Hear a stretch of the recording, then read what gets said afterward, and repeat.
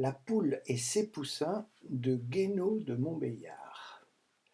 Cette mère qui a couvé avec tant d'assiduité, tant d'intérêt, tant d'ardeur, ne se refroidit pas lorsque ses poussins sont éclos. Son attachement, fortifié par la vue de ces petits êtres qui lui doivent la naissance, s'accroît encore tous les jours par les nouveaux soins qu'exige leur faiblesse. Sans cesse occupée d'eux, elle ne cherche de la nourriture que pour eux.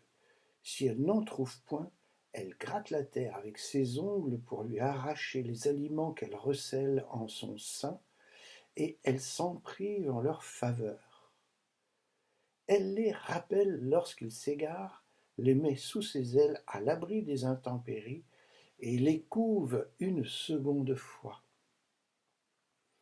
Elle se livre à ces tendres soins avec tant d'ardeur et de souci que sa constitution en est sensiblement altérée et qu'il est facile de distinguer de toute autre poule une mère qui mène ses petits, soit à ses plumes hérissées et à ses ailes traînantes, soit au son enroué de sa voix et à ses différentes inflexions toutes expressives, ayant toutes une forte empreinte de sollicitude et d'affection maternelle.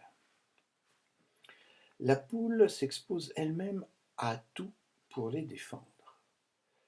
Paraît-il un épervier dans l'air, cette mère si faible, si timide et qui, en toute autre occasion, chercherait son salut dans la fuite, devient intrépide par tendresse.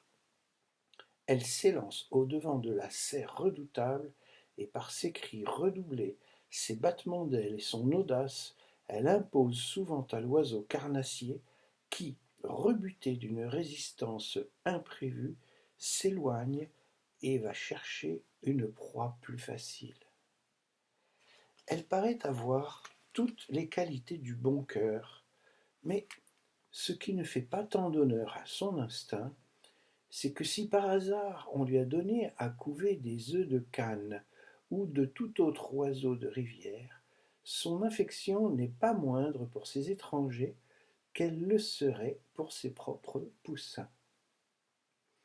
Elle ne voit pas qu'elle n'est que leur nourrice ou leur bonne, et non pas leur mère.